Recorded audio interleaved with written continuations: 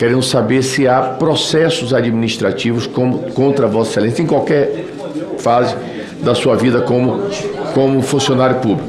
Então, eu vou dar a oportunidade para que Vossa Excelência responda agora, de uma maneira muito clara, se há ou não processos administrativos contra o senhor. Presidente, os processos que já estão encerrados, naturalmente eu respondi. Certo. Então eu tenho ciência que eu respondi o processo. O entendimento que eu tinha, que a relatora estava me perguntando sobre os novos processos que a imprensa tem divulgado. Então ele está retificando a resposta dele, dizendo que ele tem sim conhecimento de outros processos administrativos, mas já foram encerrados. E que não há nenhum processo novo. É isso? Pode ter, mas eu nunca fui notificado. Pronto, se há algum processo novo, ele não tem conhecimento. Não, presidente, não. Mas ele, então, veja bem, ele está pedindo desculpas à comissão, porque eu não falei de novos processos. Não. Vamos entender. Vamos dizer, o presidente está abrindo uma concessão. Não está não, presidente. Tá, presidente, tá, senador. Eu não perguntei novos. Aqui eu não estou fazendo a defesa de prender ninguém, eu estou fazendo uma defesa de levar a sério esta comissão. Agora não dá para as pessoas virem da comissão mentir e achar que vai ficar assim, gente. Não funciona. Ele não mentiu. Tem a taquigrafia, Flávio. Tem a taquigrafia. E eu não perguntei, eu não fiz a pergunta. Eu posso passar a palavra depois para os outros parlamentares. Vamos ouvir a relatora para que ela coloque o ponto de vista dela. Eu só quero deixar claro que eu não perguntei sobre novos processos. Eu estou dizendo e está aqui na taquigrafia. Eu repeti 4 vezes a mesma pergunta e em nenhum momento eu citei o nome novos. A taquigrafia está nas mãos dos presidentes. Todos vocês podem buscar aqui na comissão. Agora, o presidente poderá tomar medida. Olha, eu quero dizer a você... Presidente, o senhor me concede uma questão de ordem com base no artigo 28 da Lei 13.869 de 2019? Pois não. Senhor presidente, nós na legislatura passada aprovamos a Lei 13.869 de 2019, que é conhecida como a Lei de Abuso de Autoridade, que no seu artigo 38 diz o seguinte: antecipar o responsável pelas investigações, por meio de comunicação, inclusive rede social, atribuição de culpa, antes de concluídas apurações e formalizada a acusação.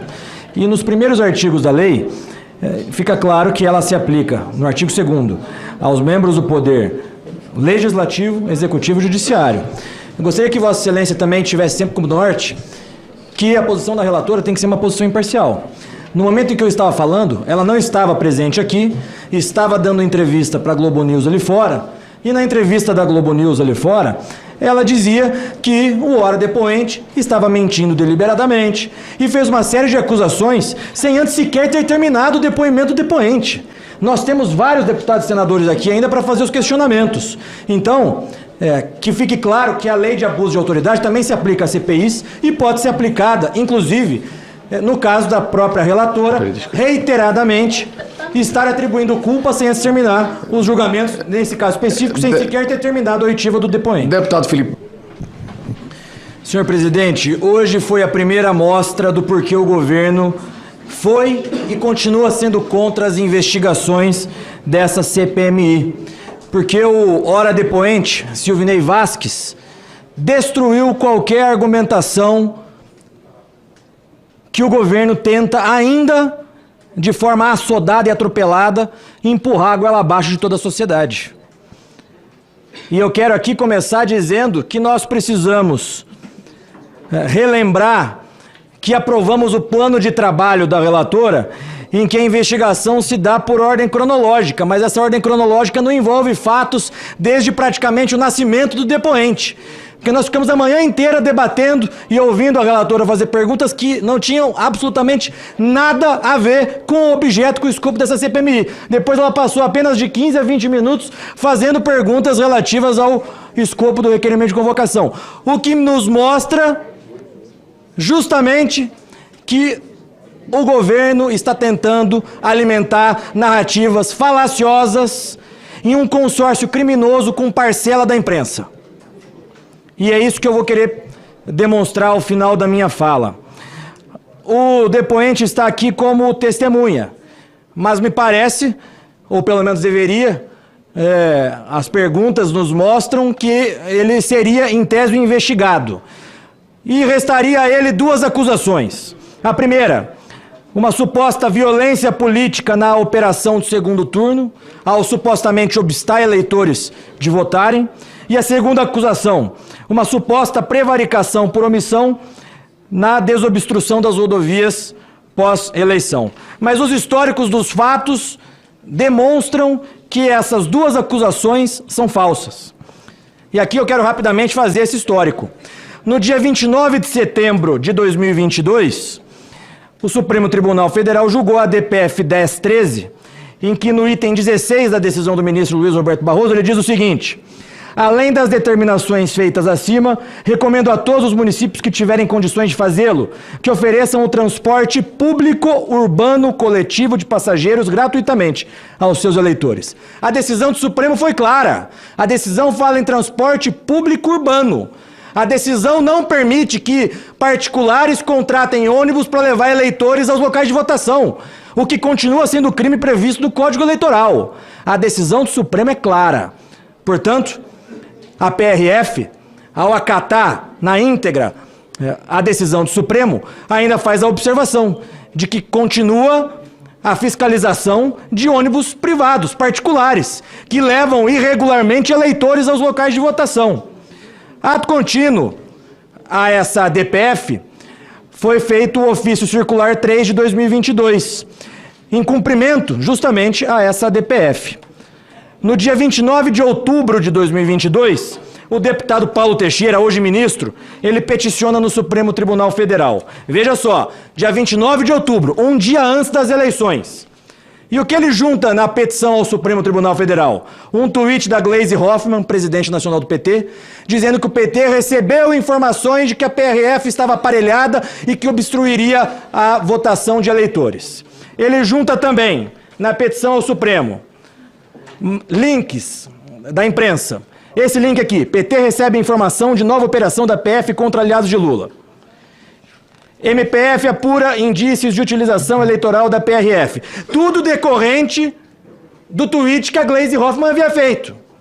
E junta outros links da imprensa repercutindo esse tweet da Gleisi Hoffmann, mas ele junta também: Supremo Tribunal Federal aponta a parcialidade de Moro e exclui delação de Palocci de ação contra Lula. Está lá, juntada pelo deputado Paulo Teixeira na decisão, na petição ao Superior Tribunal Federal. Tentativa de adiar eleições foi discutida com o ministro da Justiça, disse o senador. Moraes rejeita a ação de Bolsonaro sobre rádios.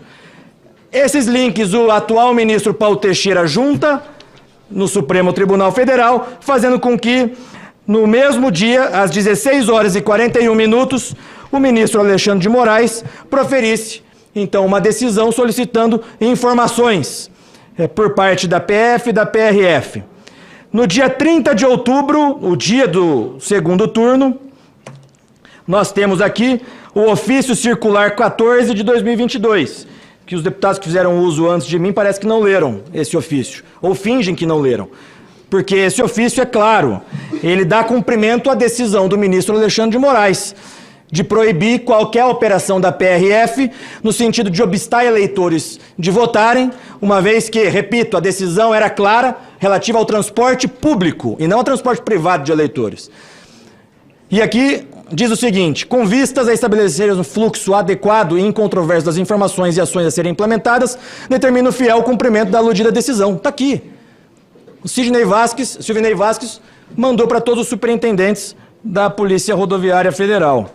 E aí nós tivemos, então, a operação da PRF no segundo turno, que, segundo a imprensa, arrecadou, ou então apreendeu, melhor dizendo, 4,5 milhões de reais em 12 ocorrências. Parece que a esquerda simplesmente esquece que houve essas apreensões. Eu fiz questão aqui, senhor presidente, de imprimir 100 mil reais em notas, para ficar claro.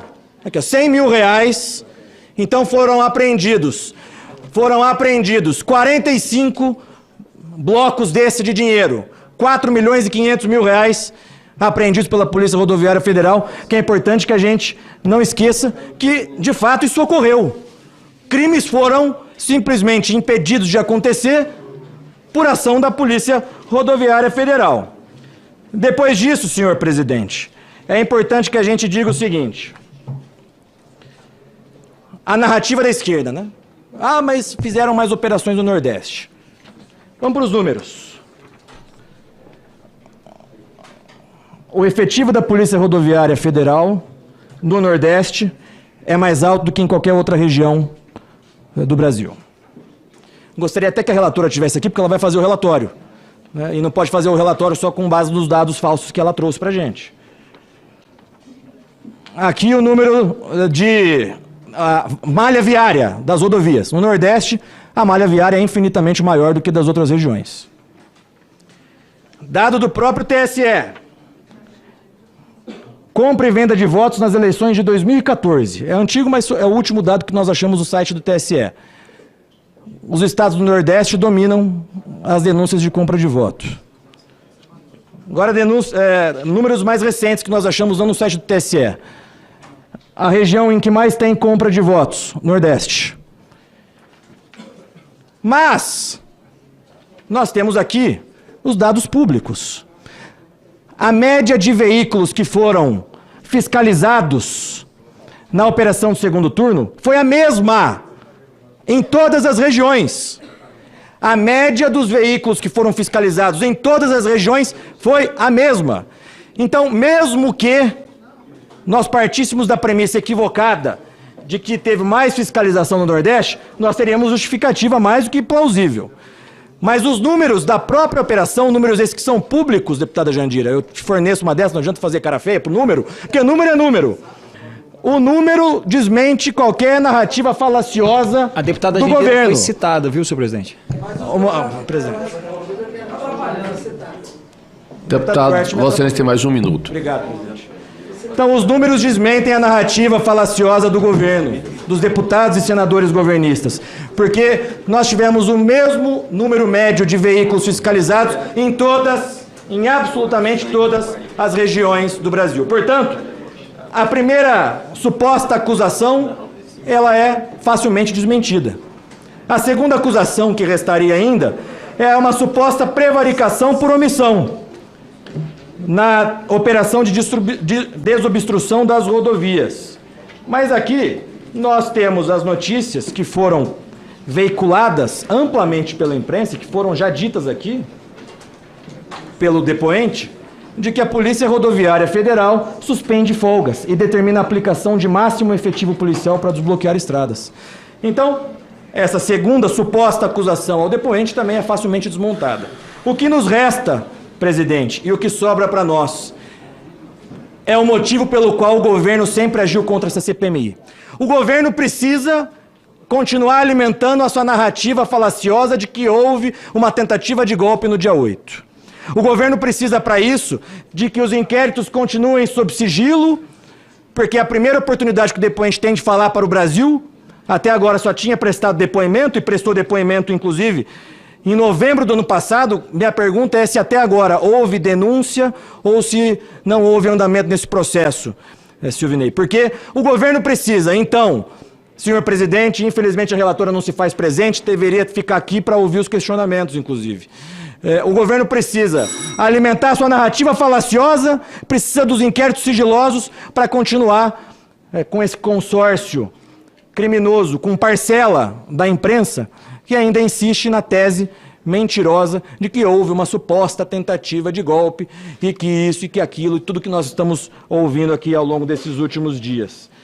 Eu gostaria de fazer essa pergunta ao depoente, senhor presidente, bem como o valor que foi apreendido nas operações, onde o dinheiro foi apreendido, o nome das cidades, o nome das pessoas que estavam em posse do dinheiro, se foram fiscalizados também transportes privados, né, de passageiros, identificação desses ônibus, quais foram as empresas, quem pagava por essas empresas, e, por fim, quais foram os agentes da PRF que pediram voto para o Lula e agora ganharam cargo em comissão. Esses são os meus questionamentos.